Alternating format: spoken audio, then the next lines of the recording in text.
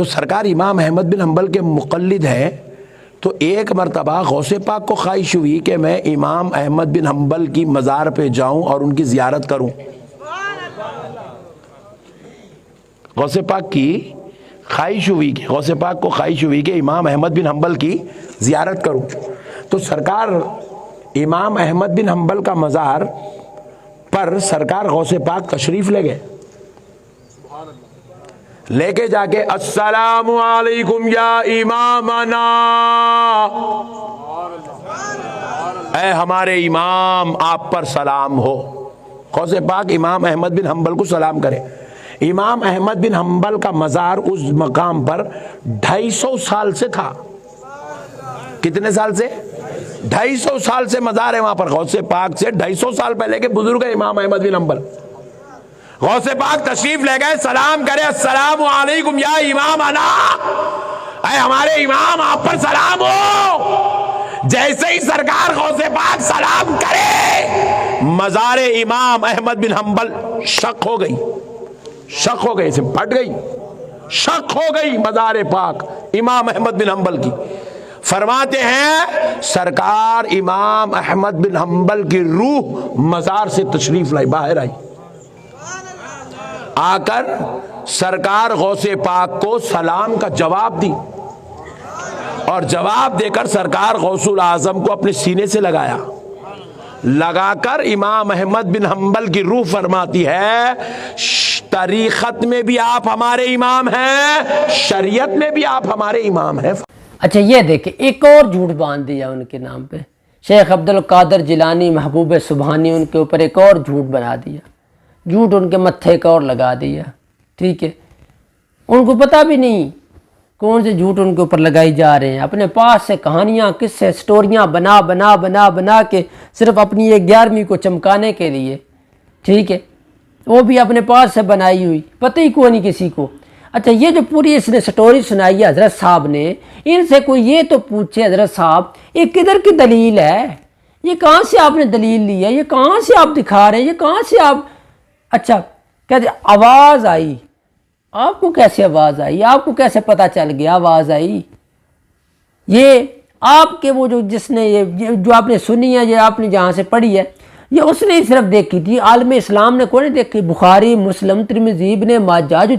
امام رہے ہیں مکے کے اندر، مدینے کے اندر، ان کو آواز نہیں ہے، یہ آپ تک آواز پہنچ گئی، ٹھیک ہے۔ وہ جو امام تھے، وہ جو رب کے گھر کے اوپر اس وقت تھے، ان کو آواز نہیں آئی، آپ تک آواز پہنچ گئی۔ کیسی بات کرتے ہیں یار، اپنے پاس سے کہانیاں، قصے، سٹوریاں بنا کے لوگوں کو ایک گمراہی والے رستے پہ لگائی جا رہے ہو۔ افسوس سے کہنا پڑتا ہے کہ لوگوں کے عقائد نہ خراب کرو، کل جہنم کا بالن نہ بناؤ، لوگوں کو، اپنے آپ کو بھی جہنم کا ایندھن نہ بناؤ، اور لوگوں کو ان کے عقائد خراب کر کے ان کو جہنم کے اندر نہ گراؤ، ان کو جنتی بننے دو، اللہ کے محبوب کے اوپر اترنے والی کتاب کا مطالعہ کرنے دو ان لوگوں کو۔ کس راستے پہ تم مولویوں نے لگا دیا اپنے پاس سٹوری؟ اور میں آپ سے یہی کہتا ہوں مسلمانوں، اگر آپ ان کے سامنے بیٹھتے ہو ایسے مولویوں کے سامنے، یار ان سے پوچھا تو کرو نا، جو آپ یہ بیان کر رہے ہو، میری قوم افسوس، اسی بات پہ افسوس آتا ہے کہ آپ لوگ بولتے نہیں ہو، آپ آگے سے بس واہ پہ واہ لگے ہوئے ہو۔ یہ اس سے پوچھو تو یہ کیا قرآن بیان کر رہا ہے، حدیث بیان کر رہا ہے، یا کسی کتاب، کون سی کتاب، کس کتاب کا حوالہ دے رہے ہو، کہاں سے دے رہے ہو، کہاں سے آواز آ گئی؟ شیخ عبدالقادر جیلانی کہاں گئے تھے، کدھر گئے تھے؟ انہوں نے اپنی کتاب میں لکھا ہے، غنیۃ الطالبین میں لکھا ہے، کدھر انہوں نے لکھا ہے؟ ان کو پتہ ہی کوئی نہیں ہے، اور یہ اپنے پاس سے بنا کے لوگوں کو بتائی جا رہے ہیں، لوگوں کے عقائد خراب کری جا رہے ہیں، لوگوں کو سٹوریاں سنا کے، کیونکہ قرآن نہ بیان کرنا پڑے، قرآن جب بیان کرنا پڑے گا، کیونکہ ایک ان کا منطق ہے مولویوں کا، میں آپ کو بتا دیتا ہوں، قرآن یہ کیوں نہیں بیان کرتے، اللہ کی کتاب کیوں نہیں بیان کرتے؟ اللہ کی کتاب یہ اس لیے بیان نہیں کرتے، جب اللہ کی کتاب بیان کریں گے تو کتاب کیا کہے گی؟ ایاک نعبد و ایاک نستعین۔ جب اللہ کے قرآن کی بات کریں گے تو قرآن کہے گا قل هو اللہ احد لم یلد ولم یولد۔ جب لم یلد ولم یولد، جب یہ رب کے قرآن کی بات کریں گے نا، قرآن کہے گا انکا لا تسمع الموتا، جب قرآن کی بات کریں گے نا قرآن کہے گا ما انت بمسمع من فی القبور، یہ قرآن کہے گا نا۔ جب قرآن کی طرف آئیں گے قرآن کہے گا اے سایہ دھوپ برابر نہیں ہے، ہاں سایہ اور دھوپ برابر نہیں ہے، اندھیرا روشنی برابر نہیں ہے، زندے اور مردے برابر نہیں ہے، یہ قرآن کہے گا نا۔ یہ لوگوں کو بتانا پڑتا ہے، جب لوگوں کو بتائیں گے تو پھر لوگ عالمی مبلغ نہیں کہیں گے، جب قرآن سنائیں گے نا پھر عالمی مبلغ نہیں ہوں گے، پھر کچھ اور کہیں گے، لوگ غصہ کریں گے، لوگ آپ کے اوپر تان و تشبیہ کریں گے۔ لیکن میں آپ سے یہی کہوں گا کہ رب کے قرآن کو بیان کرو گے عالمی مبلغ تب بنو گے، قرآن کے مبلغ بن جاؤ، عالم کے مبلغ نہ بنو، قرآن کے مبلغ بنو، قرآن جو کہتا ہے وہ بیان کرو۔ اسی لیے قرآن ہی نہ بیان کرتے کہ قرآن بیان کریں گے تو پھر ایسے نہ ہو کہ لوگ ناراض ہو جائیں، لوگ کم ہو جائیں گے، ہمارے نمازی کم ہو جائیں گے، جی لوگ نماز نہیں پڑھیں گے، جی لوگ ہم سے نفرت کریں گے، کیونکہ ہم نے کل اس لیے کرنا ہوتا ہے کہ ہمارے جو رشتہ دار ہیں وہ راضی رہیں، ہم نے ساتہ اس لیے کرنا ہوتا ہے ہمارے رشتہ دار راضی رہیں۔ رشتہ داروں کو ہی راضی کرنا ہے نا، رب کو تو ناراض کر رہے ہو نا۔ جب رب کو ناراض کرو گے، رشتہ داروں کو راضی کرو گے تو میرے بچاؤ میرے بھائیوں کیا بنے گا، کیا بنے گا تمہارا؟ اس لیے وہ کام کرو جو اللہ کے محبوب نے کیے ہیں، وہ کام قطعاً نہ کرو جو اللہ کے محبوب نے نہیں کیے۔ اب ایسے جو حضرت صاحب، یہ جو مولانا صاحب جو بیان کر رہے ہیں، اگر اس طرح کے قصے سٹوریاں کہانیاں سننی تھیں، اس طرح کے کہانیاں اور من گھڑت روایتیں من گھڑت باتیں بنا بنا کے سنانی تھی تو اللہ کے محبوب کو کیا ضرورت تھی پتھر کھانے کی، طائف کی وادی کے اندر جا کے اور اتنی جنگیں لڑنے کی کیا ضرورت تھی؟ کبھی غزوہ خندق لڑنی پڑی، کبھی غزوہ حنین، بدر، اتنے عہد و بدر کے اندر جا کے اپنے دندان مبارک شہید کروانے پڑے، چچا حمزہ کو شہید کروانا پڑا، اپنے یاروں کو شہید کروانا پڑا، لاشیں بیچ گئی اس وقت، کیا ضرورت تھی؟ اگر یہ سٹوریوں پہ کام چل جاتا،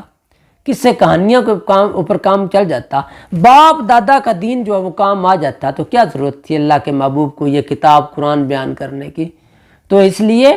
بات یہ ہے کہ اللہ کے محبوب آئے اسی لیے تھے کہ جو لوگ گمراہی کے رستے میں لگے ہوئے تھے، جو لوگ بھٹکے ہوئے تھے، جو لوگ اللہ کو چھوڑ چکے تھے، ان کو، جن کے آگے وہ وسیلے تلاش کر رہے تھے، جن کے آگے ہیلے بہانے تلاش کر رہے تھے، جن کے وسیلے ڈھونڈ رہے تھے، اللہ کے محبوب ان کو چھڑا کے ایک رب کی طرف لانے کے لیے آئے تھے، اللہ کے محبوب اس طرف لانا چاہتے تھے۔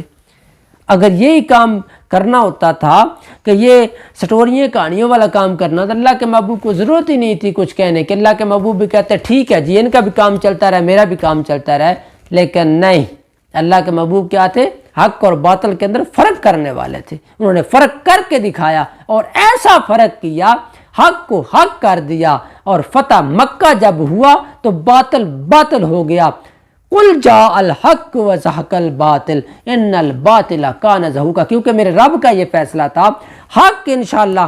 غلبہ کر رہے گا، باطل مٹ جائے گا، ختم ہو جائے گا۔ اسی لیے اللہ کے محبوب جب آئے تو حق کی خاطر آئے تھے، حق لے کر آئے تھے، اور حق حق کر کے دکھایا اور باطل کو باطل کر کے دکھایا، اور اللہ نے یہ فیصلہ دنیا کے اوپر ہی کر دیا۔ اللہ نے پہلے یہ بتا دیا کہ میرے محبوب کے ساتھ چلنے والے،